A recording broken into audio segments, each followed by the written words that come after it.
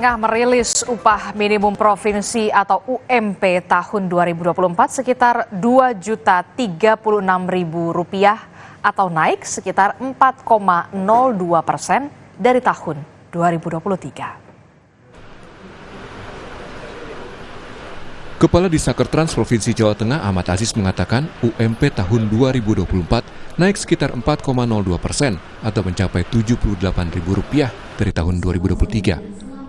UMP Jawa Tengah tahun 2024 menjadi Rp2.036.947 dari sebelumnya sekitar Rp1,9 juta.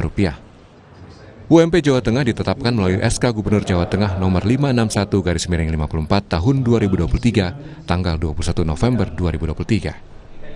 Selain itu juga berdasarkan Surat Menteri Ketenagakerjaan Republik Indonesia mengenai tata cara penetapan upah minimum tahun 2024 serta data ekonomi dan ketenagakerjaan untuk penetapan upah minimum tahun 2024. Penetapan ini dihitung dengan formula upah minimum tahun sebelumnya ditambah nilai penyesuaian dari unsur inflasi, pertumbuhan ekonomi, dan nilai alfa.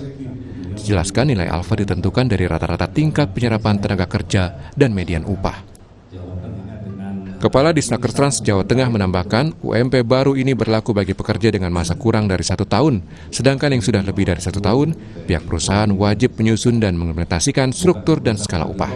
Hasil dari sidang pleno itu diwujudkan dalam berita acara bahwa upah minimum tahun 2024 mendasarkan inflasi sebesar 2,49. Data inflasinya data yang sumbernya dari Kementerian Ketenagakerjaan.